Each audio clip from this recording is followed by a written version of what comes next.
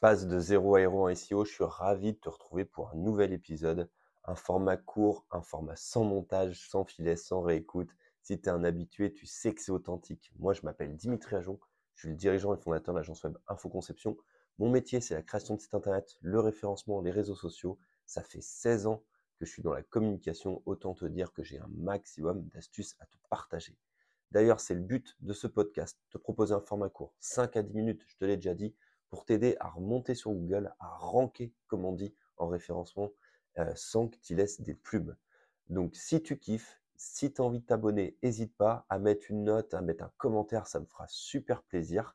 Et je tiens déjà à remercier Serpentix, qui est le sponsor du podcast, qui nous permet d'être là. Serpentix, c'est un outil qui te permet de créer le plan de rédaction parfait pour remonter sur Google. Donc la balise title, la métadescription, comprendre l'intention de recherche, te guider dans la rédaction avec les mots à choisir, à pas choisir.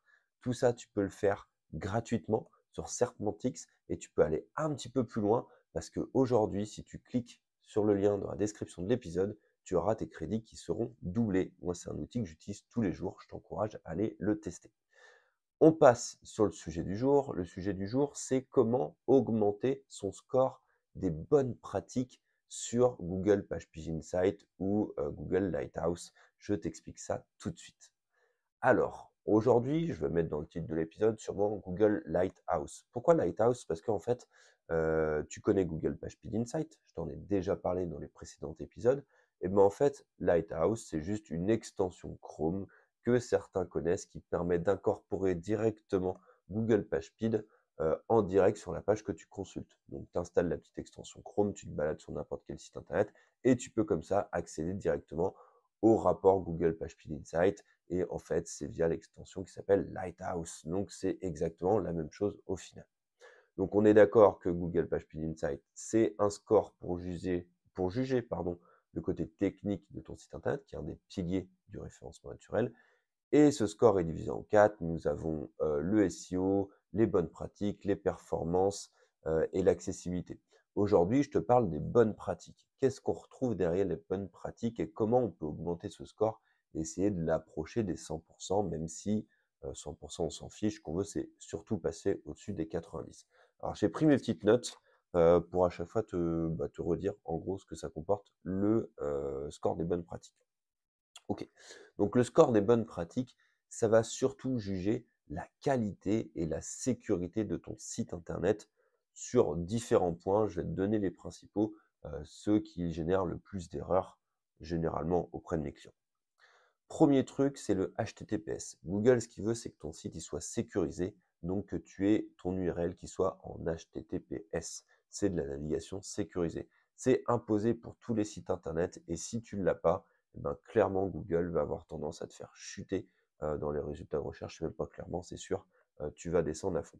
Donc il faut bien que tu vérifies que sur ton site internet, l'ensemble des liens, c'est-à-dire quand tu fais un lien vers une page ou vers une autre, ce soit en HTTPS et pas en HTTP. Du coup, ça donnerait https://www.infoconception.fr. Ça, c'est un bon lien, c'est un lien qui est sécurisé. Si je fais un lien en HTTP, comme c'était le cas avant, mais il y a quand même bien longtemps, eh ben, c'est non sécurisé.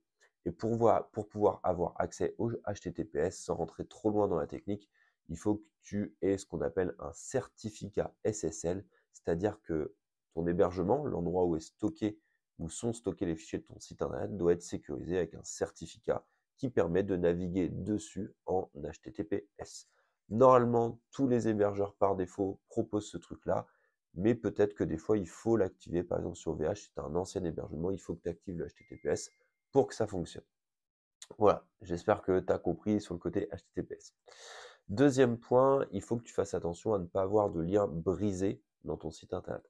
Lien brisé, c'est qu'en gros, quand tu cliques quelque part sur ton site web, eh bien la page en face n'existe plus. Donc ça peut générer une page d'erreur, une page 404, ou alors être redirigé, c'est-à-dire que tu vois que ça saute hop, et que ça revient à une page après. Bref, les liens brisés, il faut absolument les corriger. C'est comme si tu étais dans tes locaux, imaginons que, je sais pas, tu as un commerce, voilà, un restaurant, que tu indiques l'entrée des toilettes et qu'au final, quand on veut ouvrir la porte, eh bien, la porte ne fonctionne plus elle ne mène nulle part parce que ton fléchage, il n'est plus bon. Les toilettes avaient changé d'endroit. Je schématise, je sais pas si tu auras plus compris comme ça, mais en tout cas, c'est l'idée. Il faut pas que tu aies de lien brisé entre tes pages. Il faut pas que tu aies un lien qui ne fonctionne pas entre tes pages.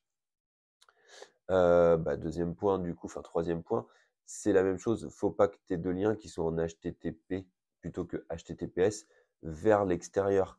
Si tu envoies un lien vers le site d'un copain, vers un partenaire, que tu as fait de l'affiliation, des choses comme ça, bref, et que ton lien n'est pas bon, même si ça n'impacte pas la navigation sur ton propre site internet, ça montre quand même à Google que, tu envoies vers des erreurs et du coup, on va perdre cet aspect confiance. Donc vérifie que tous les liens que tu as en interne, en externe, ils soient bien en HTTPS et que les liens sur lesquels tu renvoies en interne ou en externe, c'est-à-dire sur ton site ou sur un autre, ne soient pas brisés. Qu'est-ce que je m'étais noté d'autre, pardon? Le rendu mobile. Dans les bonnes pratiques, Google va vérifier aussi si ton site est responsive design, c'est-à-dire qu'il est compatible mobile. Alors ce score, tu peux aller le voir un petit peu plus loin sur le facteur accessibilité du rapport de Google PageSpeed Insight. Mais là, en grosso modo, il va juste vérifier que ton site est responsive, il s'adapte au mobile. Bien fait, pas bien fait, tu le verras plutôt dans l'accessibilité.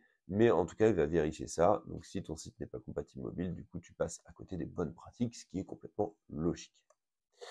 Ensuite, nous avons le respect de la norme W3C. Alors, un petit peu plus complexe, mais je vais tenter de te l'expliquer.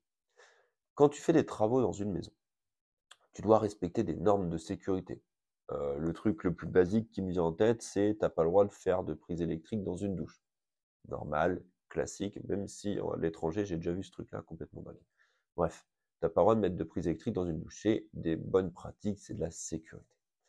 Eh bien, Google, il a, enfin, c'est même pas Google, sur Internet, il existe un- une série de normes, de règles, de programmation. Alors, ça joue pas beaucoup sur la sécurité, ça joue juste sur des bonnes pratiques, plutôt pour pas répéter les mêmes informations, pour gagner du temps de chargement, réduire le poids d'un site Internet, peut-être même un côté un peu plus écologique. Ces bonnes pratiques, ça s'appelle la norme W3C. Tu peux la respecter, ne pas la respecter, ça ne change rien, que ton site internet tienne la route, s'il soit debout ou pas. Mais Google va prendre en compte le fait que tu respectes ou pas les bonnes pratiques de programmation, que ce soit pour ta programmation HTML ou ta programmation CSS, qui est le langage de programmation pour la mise en forme de ton site web. Bref, Google vérifie que tu respectes ou pas la norme W3C. Alors panique pas, ça fait 16 ans que je fais des sites internet, je crois que j'ai jamais réussi à respecter entièrement sur un site web la norme W3C, à moins que mon site il ait juste une image et un texte, tu vois. Donc c'est logique, il y a énormément de choses. Par contre, il y a plein de choses qui se corrigent facilement dans le respect de la norme W3C.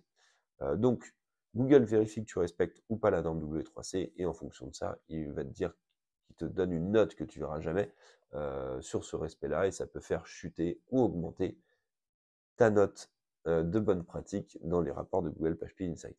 Donc, tu peux aller faire des tests. Tu tapes test validateur norme W3C sur Internet. Tu vas tomber sur un site, tu lui envoies l'URL de tes pages et il va te dire toutes les erreurs qui ne respectent pas la norme W3C. Tu peux envoyer ce rapport-là à ton développeur et en lui demandant d'essayer de corriger le maximum de choses. Mais encore une fois, à mon avis, ce sera compliqué qu'il atteigne les 100% là-dessus. Qu'est-ce que je m'étais noté d'autre encore? Souvent, une chute de notes dans les bonnes pratiques, c'est parce qu'on a un manque de mise à jour vers des fichiers JavaScript. Je vais essayer de t'expliquer encore. Là, c'est comme un ordinateur, tu as des mises à jour Windows à faire ou mises à jour de Mac ou ce que tu veux. Eh bien, quand tu n'es plus à jour, tu reçois une alerte pour te forcer à mettre à jour parce que les mises à jour peuvent t'amener des nouvelles fonctionnalités, ok, mais elles peuvent surtout t'amener des correctifs sur des failles de sécurité. Quand tu as un site internet, tu as beaucoup de langage de programmation derrière et beaucoup de fichiers qui sont appelés pour intégrer cette programmation. Je pense notamment au JavaScript. On fait beaucoup d'animations sur des sites web. Généralement, les animations, tu appelles un fichier JavaScript. Et ce fichier-là, il évolue constamment. Il y a des changements de version très réguliers. Et si Google détecte que tu n'as pas la dernière des versions, tu ne l'as pas mis à jour, eh bien potentiellement tu ne seras pas dans les bonnes pratiques et tu vas perdre cette note-là. Ça ne va pas changer le fonctionnement de ton site, en tout cas pas si tu loupes juste une ou deux mises à jour. Par contre, ça va envoyer un indicateur qui est plutôt négatif à Google. Donc ça, encore une fois, Google va te le faire remonter dans les bonnes pratiques. Je t'encourage, moi, à toujours mettre à jour les versions de JavaScript que tu peux appeler sur ton site internet. Si tu ne sais pas faire, pas de panique, tu demandes à ton développeur de le faire ou tu contactes une agence comme la mienne pour qu'on puisse te filer un coup de main, il n'y a aucun souci. Donc globalement, si je résume, voici ce que tu dois faire et vérifier pour respecter les bonnes pratiques. Je m'étais noté 4 points. Le premier truc, c'est de mettre à jour régulièrement ton CMS. Si tu es sur WordPress, PrestaShop, ce que tu veux, fais les mises à jour régulières, comme ça tu es sûr de ne pas louper des changements de version, des failles de sécurité, des bonnes pratiques et tout. Vérifie que tu n'as pas de lien mort, de lien brisé sur ton site internet, que ce soit vers tes pages ou vers l'extérieur. Vérifie également que tout est en HTTPS, c'est hyper important. Ton site est en HTTPS, tes liens sont en HTTPS, les liens vers tes pages ou vers l'extérieur. Et surtout, n'incorpore pas de scripts, c'est-à-dire de petits bouts de code qui sont un peu douteux, qui viennent de sites qui ne sont pas trop connus, parce que ça, généralement, c'est mal codé et ça engendre des failles de sécurité. Voilà, si tu respectes tout ça, si tu checkes tout ça, tu vas améliorer ton score de bonnes pratiques en référencement naturel, enfin de bonnes pratiques sur Google PageSpeed Insights. Et du coup, ça va améliorer la confiance de Google et faire remonter ton site en référencement naturel. J'espère que tu as tout compris. J'ai peut-être été un peu technique. J'ai essayé de te trouver des métaphores à chaque fois. Si tu as des questions, n'hésite pas à venir me contacter sur LinkedIn, sur Instagram. Tu tapes Dimitri Ajon. J'essaie de répondre à tout le monde. Si tu as kiffé l'épisode, si tu as découvert des nouvelles astuces, merci pour ton écoute déjà. Mais n'hésite pas à aller t'abonner, à mettre une note sur la plateforme de ton choix, à me laisser un commentaire. Il n'y a que comme ça que je vois. Pardon, et voilà, j'ai niqué ma conclusion. Je vais tousser encore? Je sais pas. Bref.